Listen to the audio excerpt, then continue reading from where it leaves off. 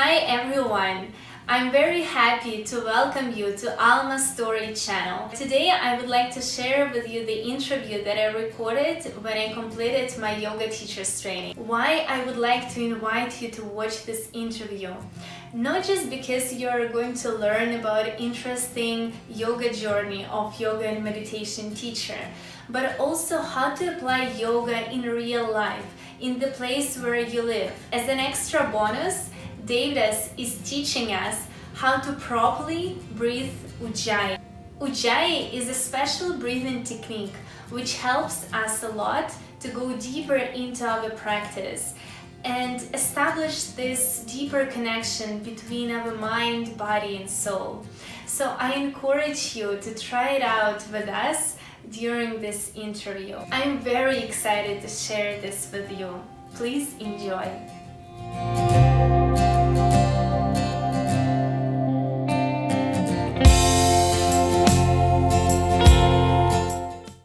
Devdas is a pranayama and meditation teacher at the course that I just took with Akasha Yoga Academy.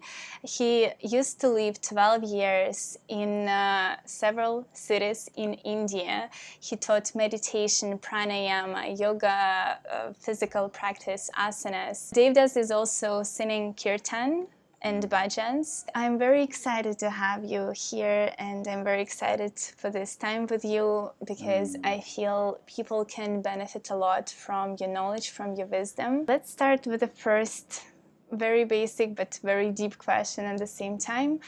What yoga means for you? Beautiful question. Thank you so much for having me, by the way. Such a pleasure to be here and have a chance to just sit together and speak. So, yoga to me means union, and if you look kind of in popular circles of yoga, the most common idea of union is union of body and mind. And for me, I feel okay, but body and mind are already unified, actually. We are here, and if my mind tells my body to move, it moves. But I feel like there's this deeper union that can happen through practice, also just through life, of the experience of an aspect of yourself, and you can call that whatever you want, your spiritual heart, you can call it your Shiva being, you can call it your Christ consciousness, but something that is fundamental to our nature, but in most beings, as of yet, not fully recognized. And for me, the dynamic, exciting, beautiful, miraculous side of yoga comes out as we just begin to tap in and to feel that. And one of the reasons why I love teaching on teacher trainings is because we get a month, or even on our advanced course, 5 weeks, and you really see people get more and more in touch with their heart and speaking from their heart. And you feel, okay, some doorway begin a little bit to open. So I feel like for me that's my definition of what yoga is. Wow, it is so beautiful. I think that's the most beautiful definition of yoga by now I ever heard. How did you start your yoga journey? I think I just had very, very good karma, actually, to be honest, good luck in my life. Because when I was just 15 years old, in my high school, they developed this program where kind of parents of students who had extraordinary capacity to share could come and share something inside the high school. One of the women in my high school, her father was a Sikh man from India with a beautiful turban, and came and taught us yoga. And he really had the full yoga package. He was just a very centered, very beautiful, very calm being with a lot of natural love and natural presence. And I was deeply impressed by him, even though I was young and a bit like, fiery. I Teenage remember, years. yeah, my teenage years. I remember asking him really, like, of course, they were probably teenage versions, but really what felt like deep philosophical questions, like, kind of seeing him and saying, I see you're so peaceful. Like, how do you kind of keep that peace in your life? Or just kind of, he touched me very deeply. And then when I moved to university, I started meditating and also was still practicing both yoga and dance, actually. That was part of my history also. And getting deeper and deeper and deeper into that journey. And it was very lucky to find extraordinary teachers there too. I had a man in university, is actually one of my university professors, to be honest. He taught comparative religion. And he grew up in India, and he had met the Dalai Lama, and he'd met Bishop Desmond Tutu, and he kind of knew all the spiritual figures on the globe almost. And when he would speak and lecture, he would just often be kind of right on this edge of tears, just like there was so much kind of love and presence in him that it was just sometimes spilling out. And I was very touched by it. And many, many, many, many, many years later, you've seen it on the deck many times when I'm teaching, the same thing's happening. It's like there's just this natural presence and love in the heart. And then sometimes it's just kind of coming to the surface and spilling out a little bit. And that was before even I moved to India. My move to India was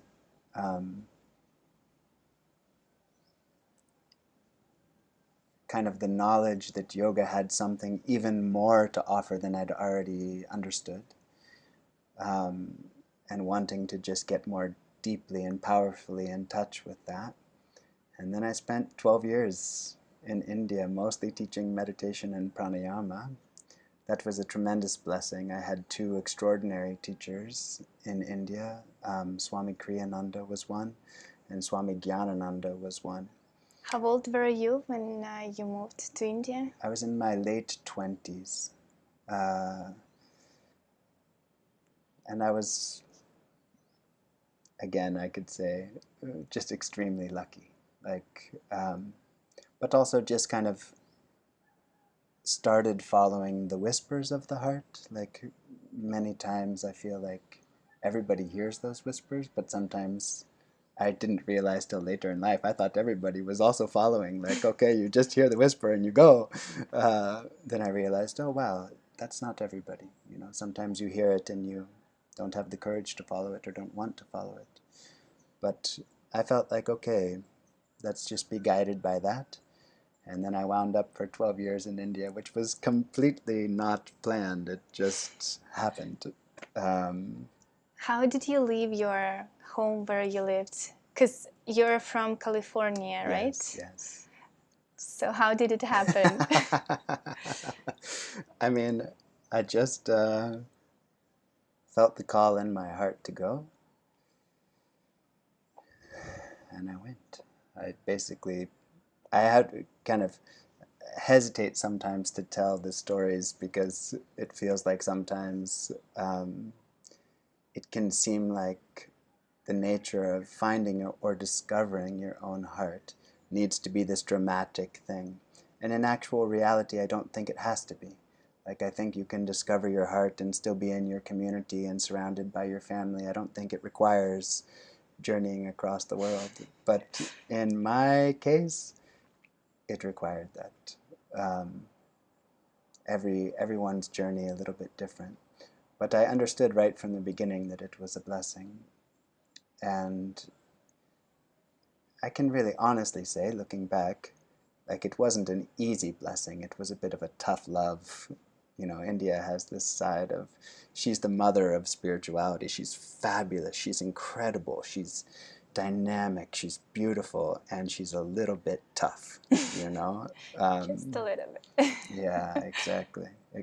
In the form of Divine Mother as Kali, you have this image of Divine Mother with a sword and kind of, wow, like she can be a bit like that.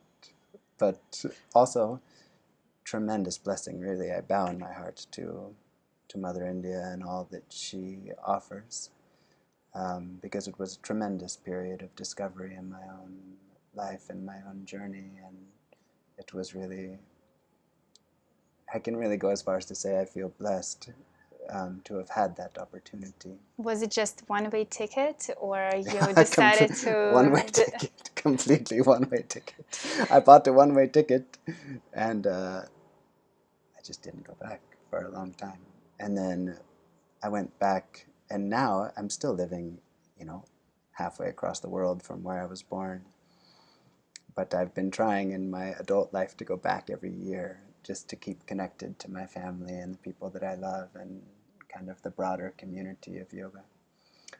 But now, of course, I have a little daughter, so Yes. we'll see if those across the world journeys are still possible. Might be a little bit more challenging. Yeah. I feel like the little one, not the very little ones, but the medium-sized ones, they like stability. And also, I also have a deep appreciation for stability, so I'm not against that. Tell me a little bit more about your experience in India. Did you start with physical practice, or you discovered meditation right away, or pranayama? Like, how your experience started? Yeah, I had discovered pranayama when I was still living in California, and meditation both. And I had come to meditation from kind of the wisdom of several different traditions until I kind of found something that I felt like really gave me kind of a direct experience and access. And I stayed with that. It was from the lineage of Paramahansa Yogananda, who was a great sage of India, who actually was the first sage of India to move and live in America. And so I had the privilege to teach for that lineage for almost 12 years of my life. Wow. And I learned a lot. It was very beautiful and very powerful experience.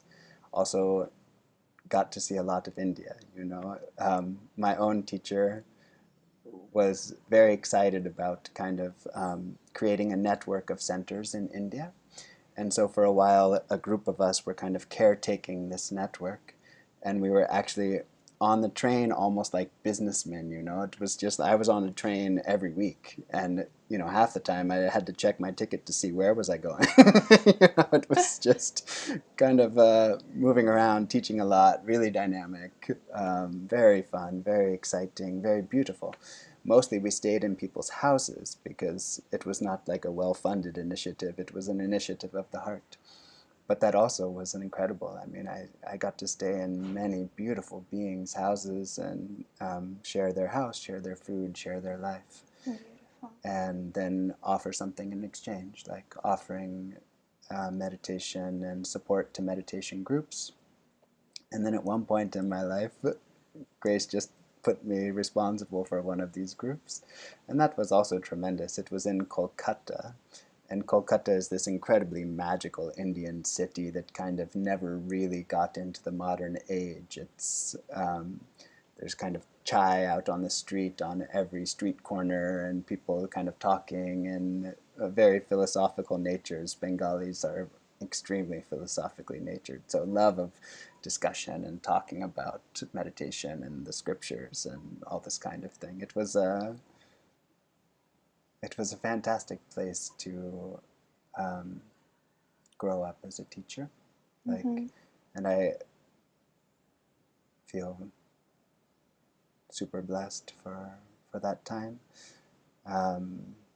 What was the most challenging in terms of living in India? As you mentioned, India is like a tough mother. Maybe you can describe some of your a little bit tough experiences living there. You have to be so careful, right? She's because she's so full of love and blessings also. And love and blessings come in such strange forms. And I think that's part of what you learn in India. Once, this is strange, crazy, amazing, beautiful, wonderful things happen when you surrender your life.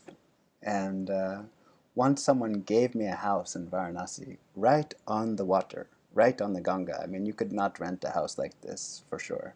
It was this ancient house. Even the doors were stone, these wide stone doorways and stone roof. And you could sit up on the roof and watch the Ganga roll by.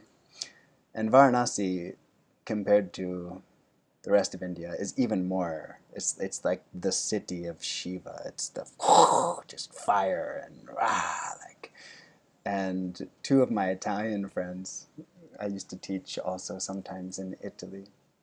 Two of my Italian friends from the center in Italy came to Varanasi, and they flew from Italy to Delhi, and from Delhi straight to Varanasi. So their first night was in Varanasi.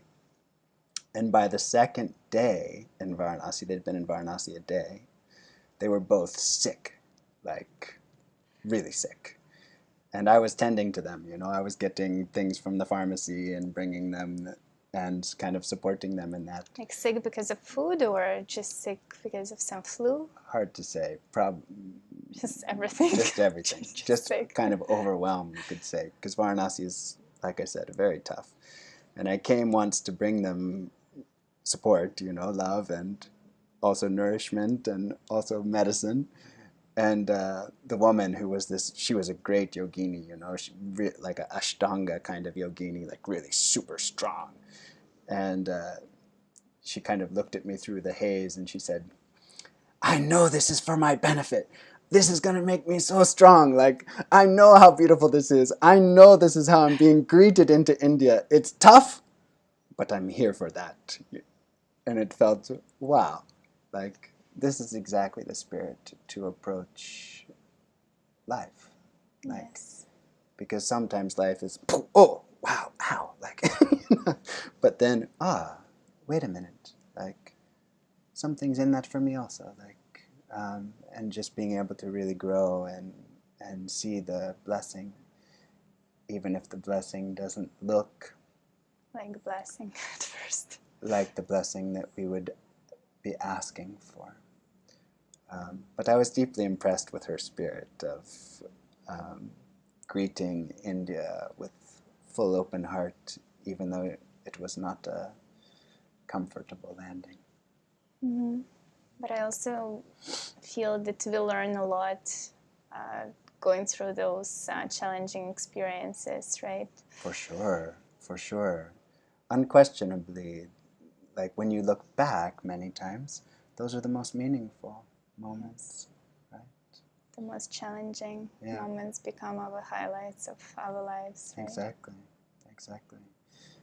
But sometimes when you're experiencing it, it's like, oh, whoa, too much. Yep, been there, done that. That's for sure. Yes. So after practicing for so many years yourself, then you've started teaching. Why did you decide to start teaching yoga and meditation? Did you teach yoga or only I taught a little bit of kind of asana practice. I taught a little bit when I was in India, not much. I was kind of teaching 90% pranayama and meditation and 10% asana practice, maybe even less. But I always enjoyed the practice a lot. And actually, if I could say one thing to people that hopefully help them in their journey, in my own journey with meditation, I got a little bit careless with the body. I was so enjoying my own kind of energetic life and experience that I kind of dropped my practice to just the bare minimum that could keep the body refreshed. And I saw that over a long period of time, that was not a good idea. Like when I came back into a full daily practice of yoga, the whole experience of the dynamic expression of Devdas lifted a lot. And I saw, okay, it maybe was wise also to sit with meditation, because that can be a very powerful teacher, but it would have been nice to have it be more loving and respectful toward the body, and still participating in the experience of the body fully. And then life switched gears, and I was invited to teach on a Hatha Yoga course. And it was like, okay. I was actually very excited, because it's not so common that you have a pranayama meditation teacher in a asana-based yoga course. I was pretty excited about the possibility. And then the more I practiced myself, and this is like what is said in the scripture itself, that all the limbs of yoga support one another. Asana supports pranayama, pranayama supports pratyahara, samadhi. They are all intertwined with one another, and they support one another. But that was kind of like a theoretical understanding until I had a chance to practice a bit. And when I was practicing, I saw, oh my gosh, like my asana unlocks something also energetically. And if I move in concert with my breath, it's like a dance of pranayama. It's like an energy dance. Beautiful. And this to me was like just a revelation and an excitement to say, wow, like this is something that I would love to share with people. Because did you feel that in order to go deeper into meditation, we need to focus on asana as well? yeah, I mean, it depends a little bit on who you are, right? Some people can just, and they can probably sit like the Buddha under the Bodhi tree, 30 days, no food, no water, just. But for many of us, nurturing the body, nurturing the spirit through movement, it sounds counterintuitive, but it can actually help us to discover our own stillness. And this part of the asana practice I love. I feel, okay, there's no sacrifice in it. The one is not lost to the other. Like the movement's happening inside the stillness. The movement of the energy is happening inside the stillness. For an exceptional yoga teacher, I would say the class, everything is also happening inside that stillness. And even though people think they come for, good upper body workout, they usually come for much more. And yeah, that's a beautiful opportunity to get people in touch with a side of themselves that they're usually excited to discover. Let's put it that way. I was very excited to discover it, and I don't think I even knew what I'm going to discover with a special way that you presented. Maybe you can talk a little bit more about the breathing itself. Sure. Because I'm really excited to share what I learned in the course.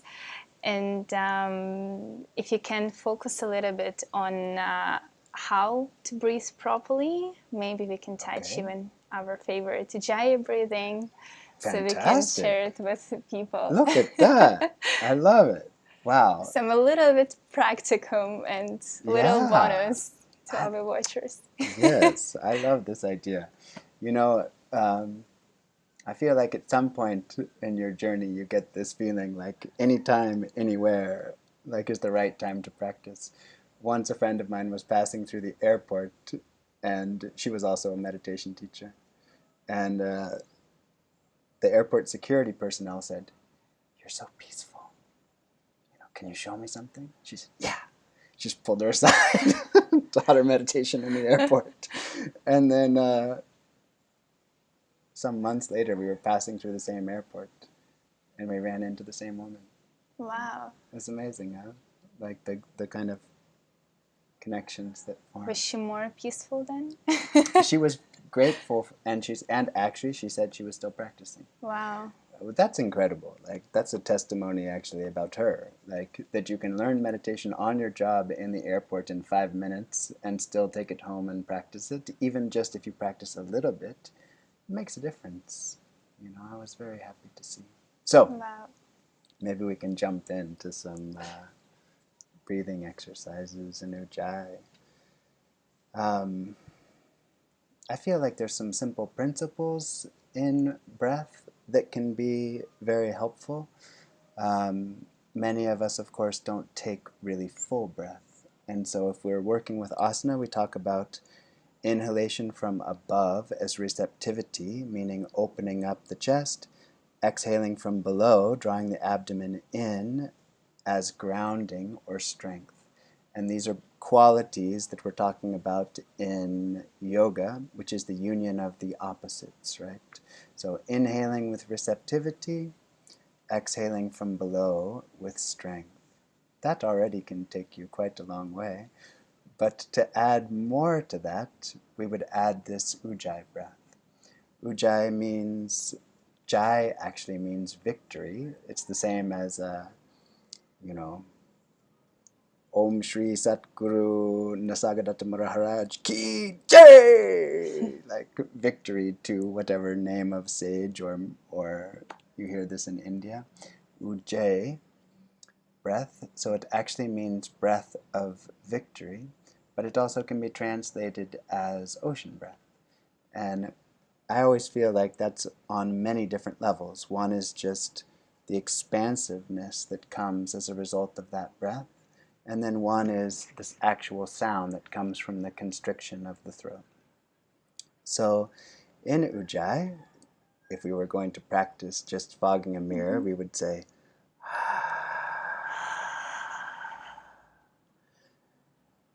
and now we can try the same thing, exhaling, but then also inhaling with the mouth open.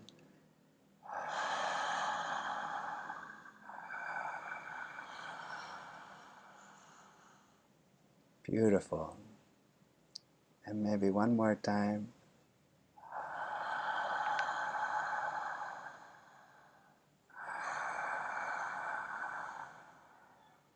And actually, when we practice Ujjayi, we would practice with our mouth closed, and probably many times, if possible, also with our eyes closed.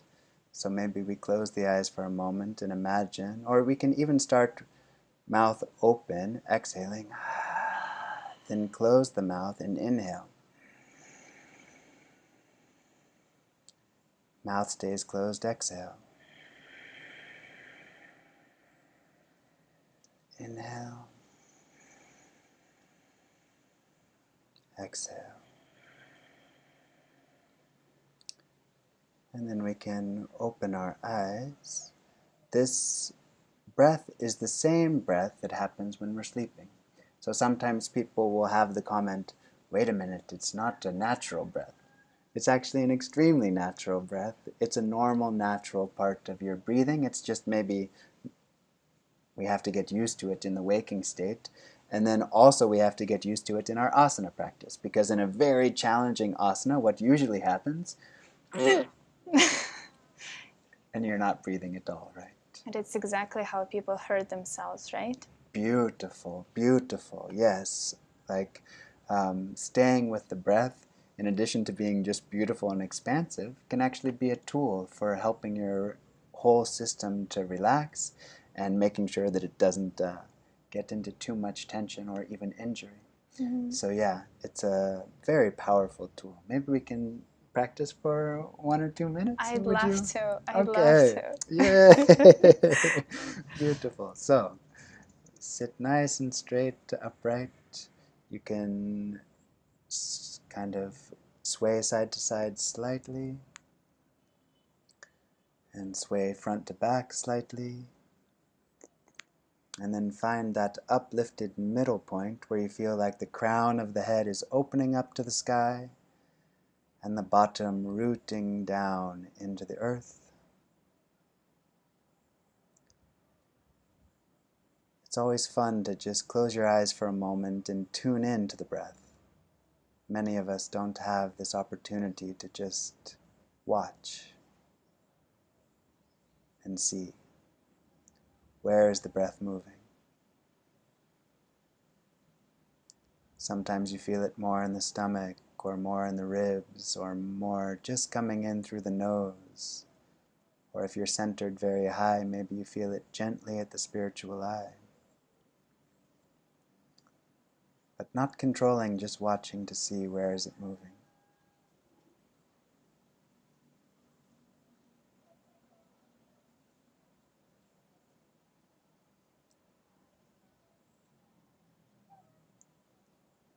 And sometimes there's even a pause.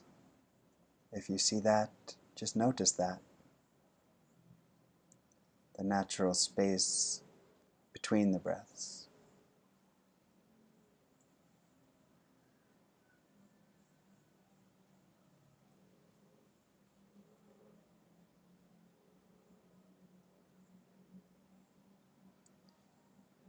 And then take a nice clear exhalation. And let's inhale with the sound of Ujjayi. This gentle constriction in the back of the throat. At your own breathing rhythm. If Ujjayi is new for you, you can just stay with this nice, slow, deep inhalation. Long, slow, clear exhalation. Or if you have some experience, at the very top of the breath you can pause. And then there would be the exhalation. And then at the bottom of the breath you can pause again. And then back to Ujjayi.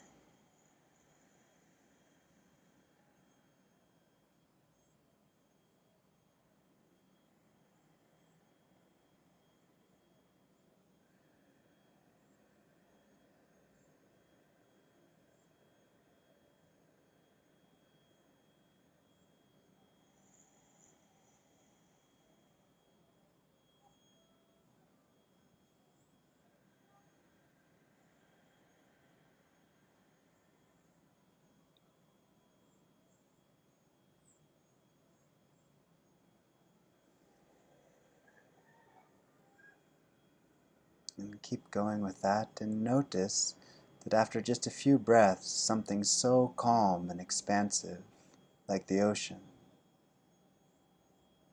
a feeling, a relaxation,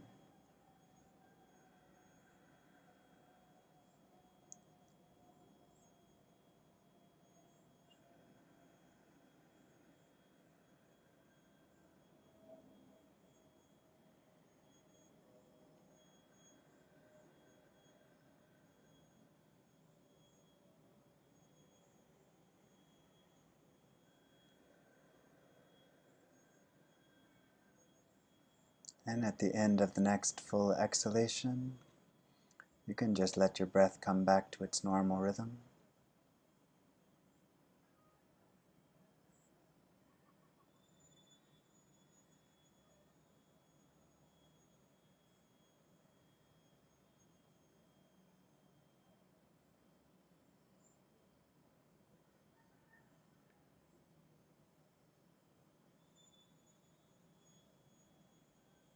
And that's a very short introduction to Thank you so much for this experience.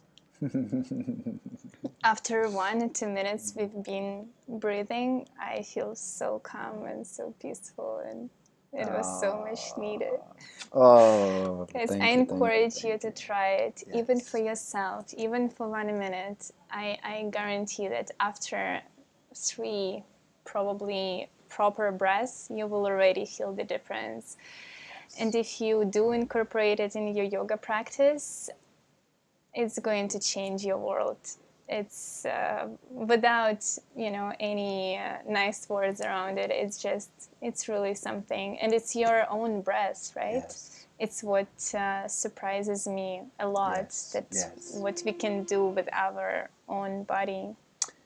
That's exactly it. At one point, the movement of the body and the movement of breath, it seems like one thing. It's like the asana's happening and the breath's happening, and it's this beautiful natural dance of energy and movement and breath and life. And It is challenging though, right? To combine asana with this breath. And we've been learning this for 1 month, so don't be surprised if you can do it right away. Yes. Because these guys, they were great. They were reminding us every single practice, I don't know, like 50 times per practice, like focus on your Ujjayi breath, come back to your Ujjayi breath. So thank you so much for such a beautiful demonstration. Thank you. Wow, I'm just being reborn here. With your own teaching style, and I can tell for sure that it's very special and it's very calming. At the same time, you're super knowledgeable and you hold the space in a very, very profound and special way. So how do you see yourself, your teaching?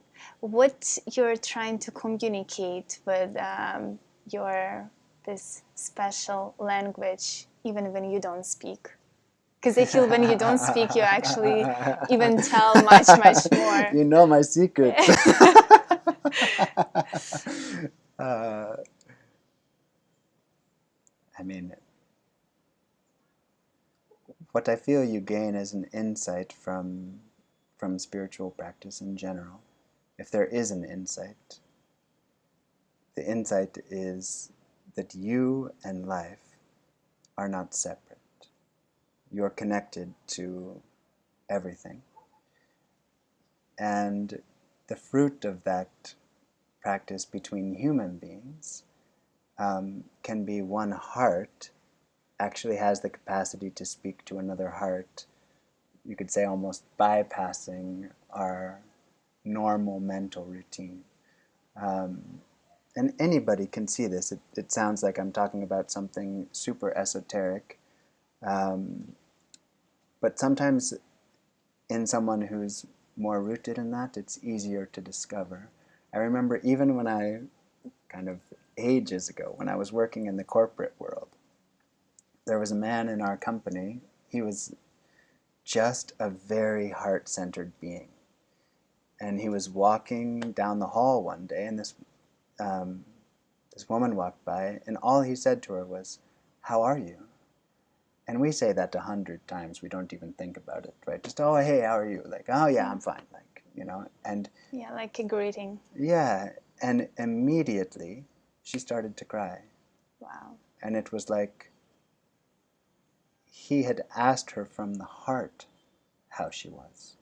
And then she felt this permission, like, "Oh, wow, actually, like, I'm not that well." And it's weird. I feel like when you live from there, like from that natural space of your own heart, you're in a kind of resonance with other human beings and with life. And my attempt, I don't know if it works or not, but I also saw it in my own teacher,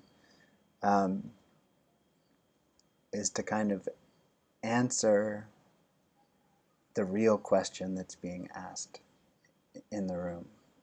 Like sometimes it can feel like we're talking about this, and then you can just feel like, okay, something else is here that needs to be addressed.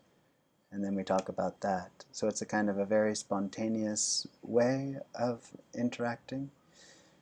But I've just been with it long enough that I see also somehow that it works. I remember years ago when I was teaching meditation, they asked me to come and teach on they asked me to come and with no topic. They didn't tell me what topic. They just said, "Come and teach." I said, "Okay, good."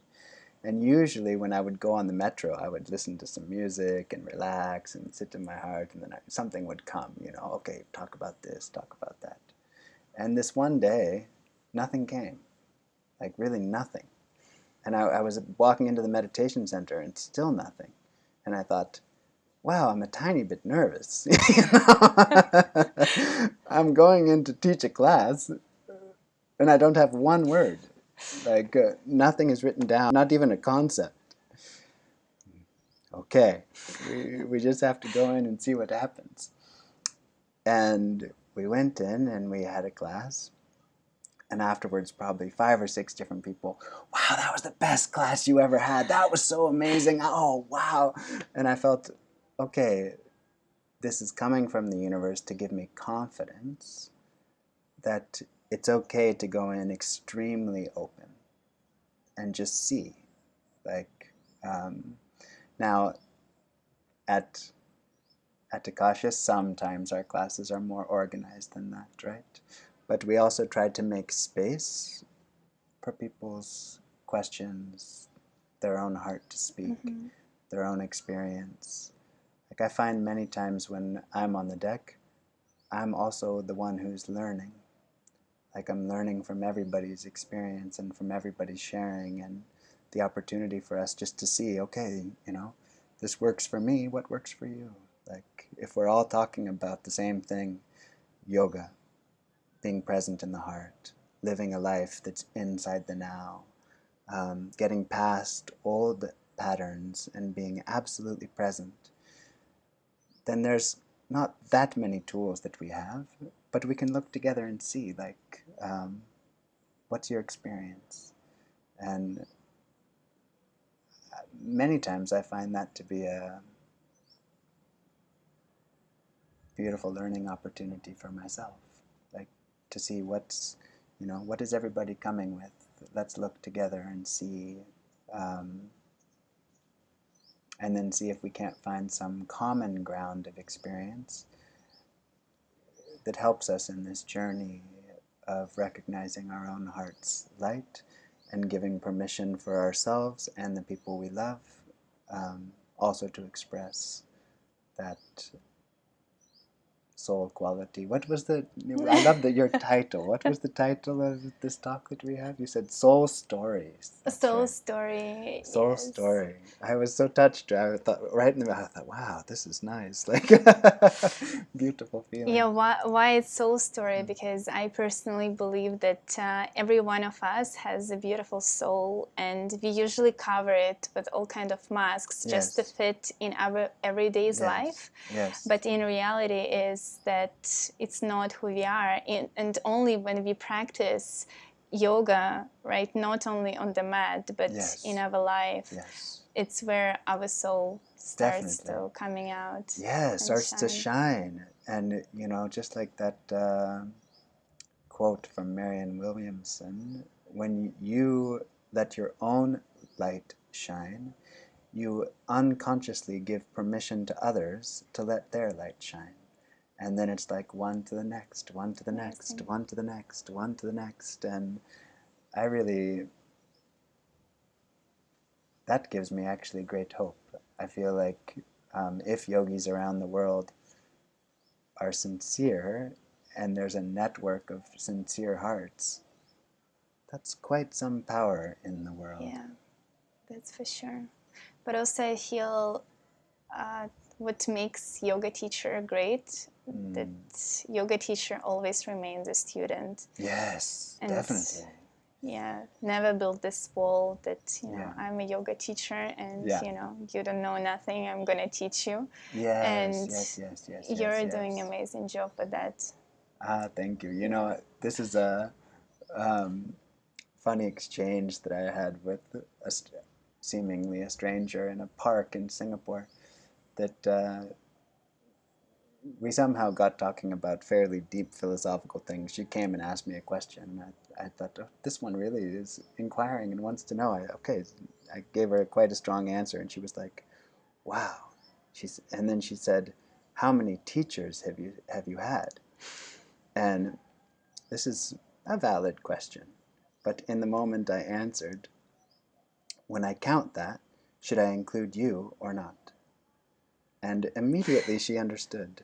Something inside her was like, like life is teaching. Everyone is a teacher. Everyone is a student, and everyone is a teacher. Yes. And the potential for expansion, even in the life of a seemingly great being, is still there. Like something's still learning, something's still growing, something's still participating beautifully in the life that's been given, and feels like that life is a blessing. So you've been teaching right now to people who are to become yoga teachers. Do you feel the difference when you taught just people who are coming to your class and people who come to actually become yoga teachers? I mean, I feel that question, it depends a lot on who you teach. Like the funny thing about yoga teacher trainings is people just assume that they're the same. But based on what I just said about the style of teaching, you have to see it's not true. It's totally dependent on who comes to the deck, what their questions are, what their own heart song is. Because what you're ideally doing in a yoga teacher training is also imparting knowledge, but also just trying to get that person to sing their own magical, beautiful song and dance of their own heart. And that can look really different on different beings, you know? Like one might be fully expressive and saying all these amazing things, and another just like very centered and calm and spacious, but much more reserved. And that can still be your heart song, you know. So it's tuning in to what is that song inside the student, and then trying to help the student sing. And then even within the group, there's kind of a group song happening, and you're trying to encourage the group to sing. So there's definitely kind of technical stuff, but more than that, I feel like it's what we were just speaking about, of trying to find that light of your heart, the light of your soul, giving permission and space for that, and then permission and space for whatever naturally comes up during the course of practice. And that's an amazing skill to have as a yoga teacher, actually, right? Because many times in your own class, something can come up for somebody, and if you can really sit there and be present with it, it helped the whole situation. Yeah, it's true.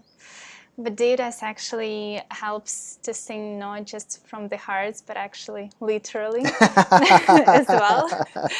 Because Devdas is singing Kirtan and Bhajans Yes. in a very beautiful way, and I was lucky to participate in those sessions.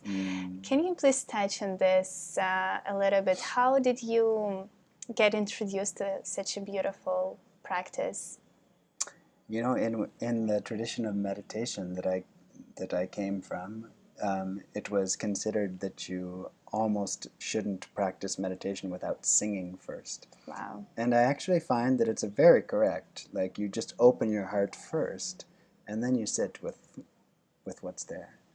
And even Krishnamacharya, who brought modern asana practice into the world, he said asana is extremely powerful. There's only one thing more powerful than asana. That's mantra. And in my experience, there is some truth to it. You know, somehow mantra is an extremely direct way of just accessing the energy and the kind of heart feelings and the heart space. I love to combine it also with the practice of yoga. I feel like they're kind of, it's a nice hand holding between the two. But, you know, we all have aspects of the practice that we resonate with more or less. And that's also part of what we were talking about earlier, everybody finding their own song. But if mantra is part of what touches your heart, then I feel like it's a beautiful and important part of your yoga practice. How did you start singing and playing and organizing these beautiful sessions? You know, we were required to. It's back in India, Yeah, right? in India we were required to sing before we taught meditation. Awesome. And this was a huge pleasure. It was never for me any kind of sacrifice. I love it. And just love singing, and I love singing with people. In fact, one of my central meditation teachers in India, he was kind of one of the most important people in my whole life. And he did not believe in group meditation at all. Like, he believed that in advanced stages of meditation, meditation should be done alone, like by yourself in some secluded place. And so that the number of times that I actually meditated with him, I could count on one hand. They were very few. But we sang together all the time. I mean, every night.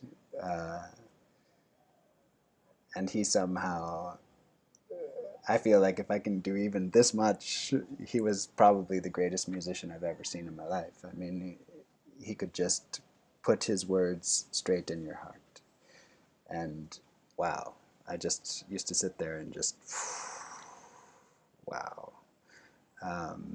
It was such a special experience to be able to sit, and hopefully I learned a little something sitting and singing with him. You did.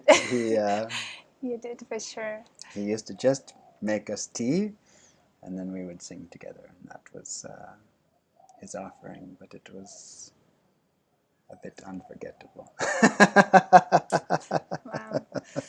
At Akasha, Devdas is offering weekly Kirtan, Bhajans, and it's a very special time. If you guys never tried it, I encourage you definitely to explore it, because exactly as you said, everyone has his or her own practice, what speaks really to the heart. And I think I found mine with Kirtan. Oh, and yes, this makes me so happy. I discovered it maybe a couple of months before coming here in Toronto. And when I came here and I learned that you offer it, I was just beyond grateful. So, yes, thank you. Oh, thank you, thank you, Thank you so thank much. you, thank you. Speaking of your own personal practice, how much time do you usually allocate for this, and when do you practice? Is it happening every day? Yeah. Yeah. I pretty much practice every day, even when we're doing teacher trainings, which somehow other people seem to think is unusual, but to me it's totally normal, because like, practice for me isn't a struggle. It's not like I force myself to practice. I just love to practice. Was it always like this, or I think at it was. certain time? Well, no. I think in the beginning it wasn't like that, actually, now that you mention it. Like, probably in the beginning it was more like going to studios and going to classes and learning from people, and then slowly getting into asana and meditation both. And then once I started meditating regularly, then it was really easy to practice regularly, because it felt like, it's hard to explain, but it felt like something was being learned, and it was excited about that learning, and it just wanted to learn more. And it kind of, at that point, it was like, wow, it's just happening by itself. There's no force behind it. It's just, at the end of the day, if it hasn't been done, I would just do it for 5 minutes before I would go to bed. Do you usually do it before night, or when I you almost wake up? always do it when I wake up in the morning, in terms of asana practice. Right now we're in this rhythm of having Child rhythm. having our daughter with us, Serena. So we wake up in the morning, we play with her and care for her. That's usually really, really, really early.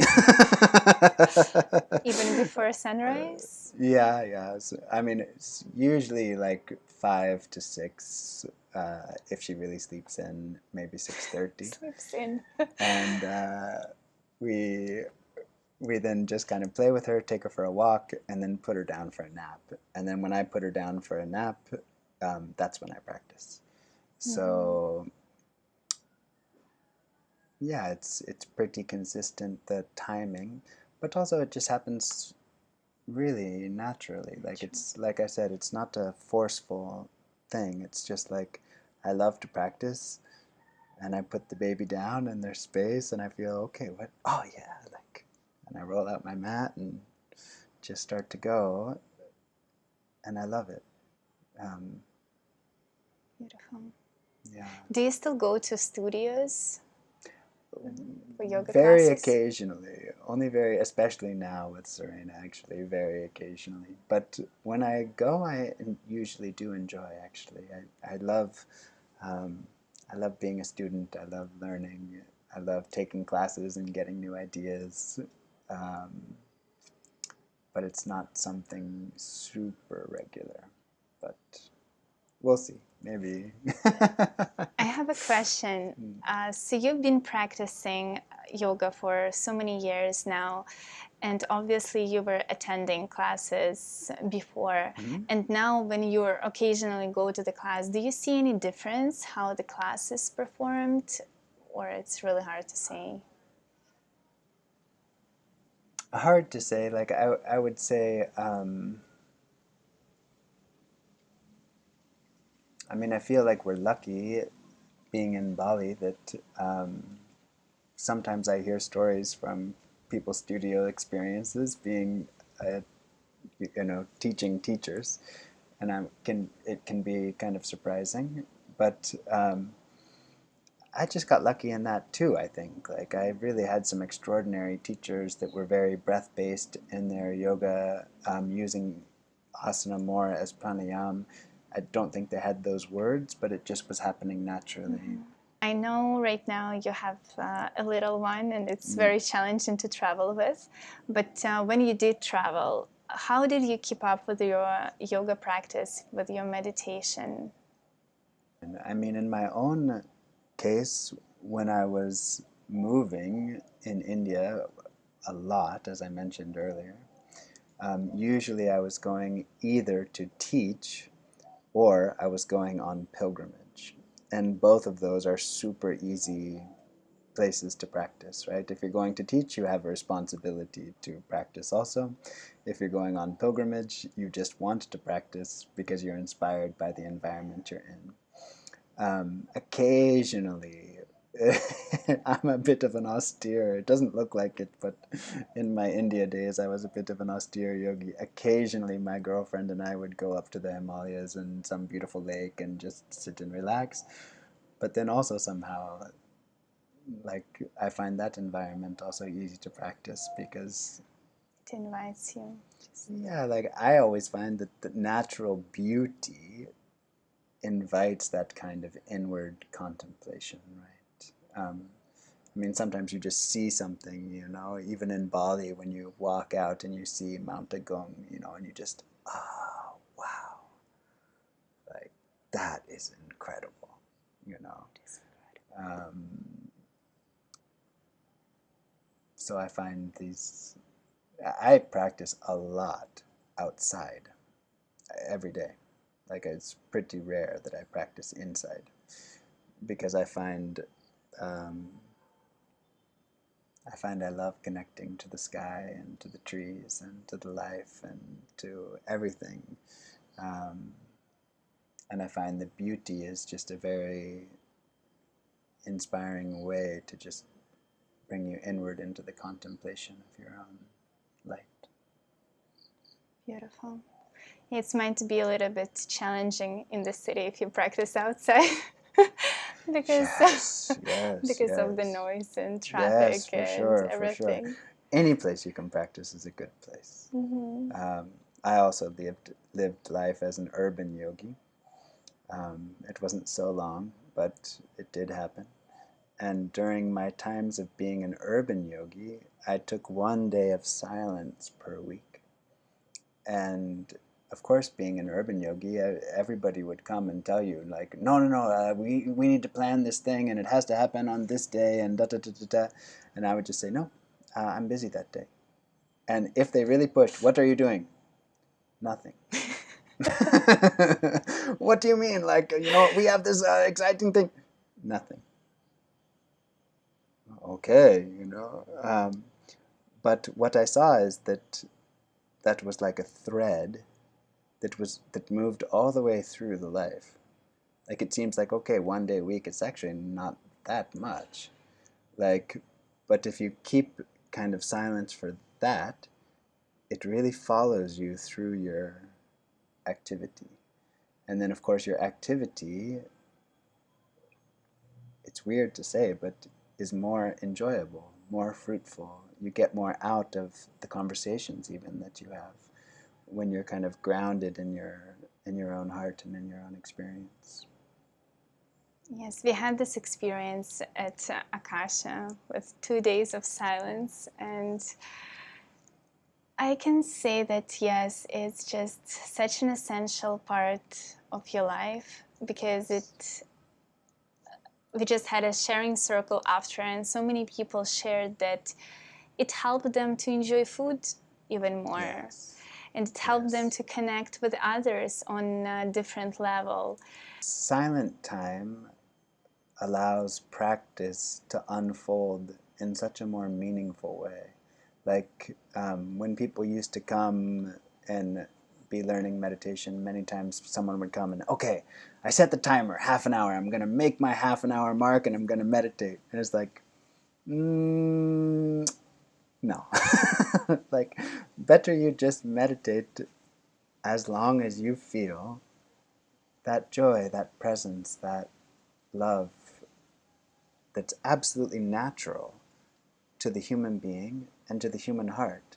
And if that starts to fade, maybe you can stay with it, or let it drop and move out into the world again and experience life. There's no fight with life, nothing wrong with life. But that silence actually adds depth to life, just like you were saying about the food. But somehow in the modern world, it takes a conscious effort. If you're living an urban life, it takes a conscious effort to say, okay, I'm going to give myself this much space. It's the greatest gift that you can ever give. And people sometimes have this idea, it's selfish. Like, see, all my friends want to hang out with me, and I've carved out this time. But that's not really true, right? Like, if you give yourself that time, the time that you are with your friends, the time that you are with your family, the time that you are with your partner, the time that you are with everybody, will be more beautifully present and more beautifully spent. It's like you're investing into those relationships, not out of them.